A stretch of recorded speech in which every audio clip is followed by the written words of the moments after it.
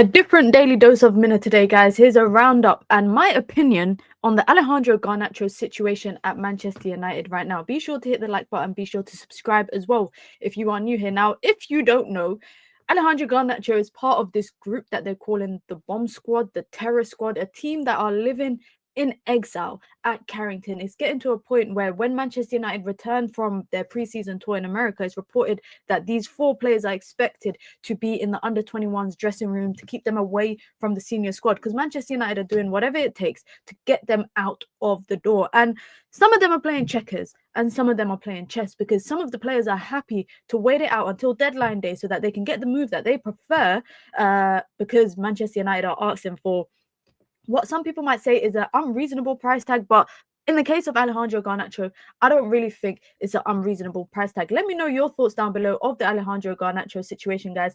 Be sure to hit the like button. Be sure to subscribe as well if you are new here. Now, let's start with obviously the most damning part of everything is that Alejandro Garnacho fell out of interest with the manager, mainly because of his comments after the Europa League final, which in my honest opinion, there is no need for any player to come out and make those comments, especially a young and I would say to an extent inexperienced player. What Alejandro Garnacho has under his belt in terms of top flight football isn't enough for me to warrant you coming out and making those comments. It's one thing to say something on social media or to like a social media post that kind of suggests indirectly, you're firing shots at the manager, but to publicly come out after the game in the press area, in the mix zone, and to do an interview and undermine the manager publicly, I think that is ridiculous. If Manchester United are trying to change the etiquette and the culture of the club, because far so long there has been, people that are labeled toxic and bad for the environment. If Man United are truly trying to make a change in culture,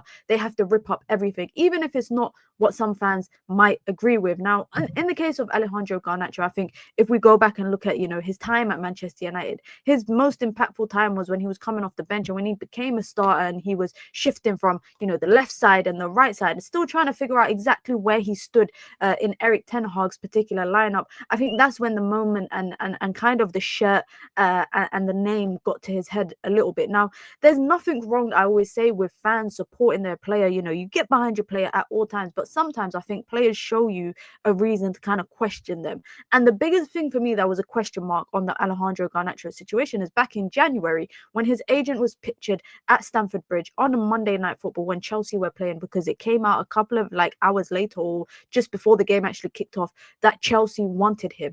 And for me, that is a bad image. If it's in the middle of the season, in a season in which Manchester United were struggling, January times, Man United were still struggling under Ruben Amorim, and and that is another way that I think you are publicly undermining the club. It might not be you, it's your agent, but your agent works for you and in the interest of his client, so he's doing what he thinks is best, and I think it's just a bad look. On top of that, reportedly Manchester United turned down an offer from Napoli in the January transfer window for Garnacho because he asked not to leave, because he's prioritizing a Premier League destination if he's able to go anywhere. Now, in terms of Alejandro Garnacho, for me, 50 million. 50 million minimum. And this is where I think Man United and Chelsea are reportedly not seeing eye to eye. Reportedly, Chelsea value him at about 35 million and are happy to pay about 35 million for him. But Manchester United want in excess of 50 million. And I will be totally honest. You look at a player like Alejandro Garnacho and, you might have your opinions on the chances that he misses. And you might have your opinions like I do on his behavior and his character and things that he does that are quite questionable. But when we're talking about the kind of player that he is, I mean, on paper, statistically, this is not that bad. 10 assists, 16 goals in 93 Premier League appearances, over 100 senior appearances at top flight football for Manchester United. On top of that, he's an international for Argentina as well. And I think he fits the caliber of players that Chelsea are looking for. He's young, he's got sell-on value, but also he has ability. If you want a winger who, in my opinion, he's more of a running behind, run at a guy, delivery or cut in and try and shoot. That is the kind of winger Alejandro Garnacho is. And with Chelsea still trying to figure out, where they are going with their left wing situation, Mudryk is suspended, Raheem Sterling is going to leave. And of course, they've brought in the likes of João Pedro and Liam Delap. When you think of João Pedro and you think of Liam Delap, Garnacho for me fits that bracket of the players in terms of the age, in terms of the Premier League experience. Similar to them, he has that. Now, Man United might have a domino effect situation with Benjamin Sesko, because if Man United are able to get their hands on Benjamin Sesko sooner than Chelsea are able to get their hands on Xavi Simons, RB Leipzig might not feel like they're forced to sell Xavi Simons, which means Chelsea might have to come back in for Alejandro Garnacho. I think, in my honest opinion, and I say this all the time on my streams, I think the time at Manchester United for Alejandro is over. You know, for Alejandro Garnacho, it's over, and it's sad that it's ended in this way, because he burst onto the scene under Eric Ten Hag, you know, idolizing Cristiano Ronaldo, got the opportunity to score in the Europa League and do his celebration in front of him, and that's something that I'm sure a lot of football players just dream about, being able to share the pitch with the players that they looked up to. But somewhere in there, the ego came. And somewhere in there, the bad character came. And if we are honestly talking about culture change at Manchester United, you cannot be against culture change just because it might target the players that you like. And that is where I think we have to identify, where do we draw a line between player FC and being all for the club and all for the badge. And I think these kind of situations are showcasing that right in front of us. Alejandro Garnacho has given Manchester United a bit, but he's taken a bit from Manchester United. But I also think Man United are in every right to stay firm in that price tag that they want for him. Because if we're living in a market right now, and I say this all the time, we are in such a inflated transfer market that to an extent, transfer fees don't really mean much anymore, because everybody has a base fee of 50 million. And Manchester United have sold very poorly. We've just seen another player that Manchester United's from Manchester United's academy that came through the system similar to Garnacho in and around the same time. The only difference was Garnacho never went on loan and he did, in Alvaro Fernandez, who has gone for 50 million. But when Man United sold him, they sold him for near enough to a peanuts, in my opinion. And you look at Chelsea's ability to sell, I mean, that's one thing that they've always been good at. Even before the Todd Bowley era, they were able to sell very well. But they've sold to us before, and they haven't sold reasonably, in my opinion. Manchester United were happy to pay that Mason Mount fee. Till today, I question why.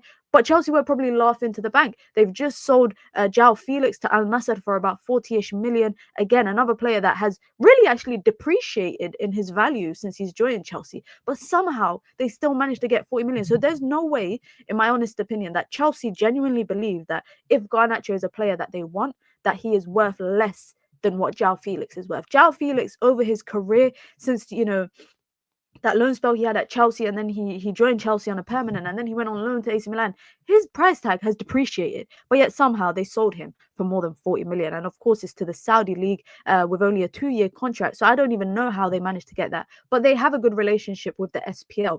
Now, Alejandro Garnacho, when you look at the caliber of players on the market that have been sold this summer, especially in the Premier League, I don't think it's too far-fetched to say that Manchester United are within every right to ask for 50 million in excess at the minimum. Now, on the flip side, I'll try to be devil's advocate, and I'll look at what Manchester United have created in this particular scenario with Alejandro Garnacho. A public fallout with Ruben Amorim is never good. It's never good for PR. It's never good for publicity. It's never good for the price tag. And all these players that Man United are labeling publicly, or Man United are not labeling them, but the reporters are saying that they are being labeled as this and they are being pushed out.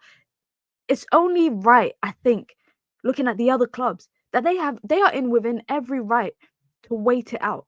They are within every right. I look at Manchester United's situation, and I said this on stream a couple of days ago, and I posed this question to you guys in the comment section below. If Manchester United were not to sell these players that they have had in exile for the last couple of for the pre-season, and they have made it publicly clear they don't want these players, if they don't sell them, what happens then? Do you continue to do what you've been doing, have them train with the under-21s, and then next summer look to sell them, but then their price has been devalued even more? Do you reintegrate them into the team? Then what does that mean for the culture change that Ruben Amorim and Manchester United are trying to pursue in the new season?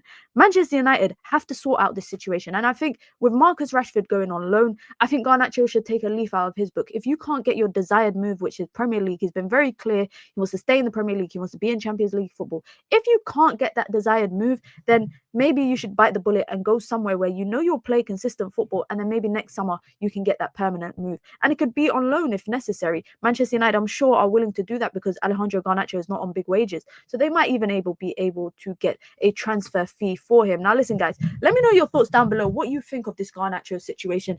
Is it in Garnacho's court? Do you feel like it's in Man United's court? Do you feel like it's in the Bayern club's court? Do you think Chelsea are being unreasonable with a price tag of 35 million? Because I think they are. They've just spent how much on João Pedro and the likes of Liam Delap, and they've brought in so many players, but also they sell very well, and they've sold Noni Madueke. There's no way that Chelsea believe that Noni Madueke is better than Alejandro Garnacho or has done more in his time at the Premier League than the latter.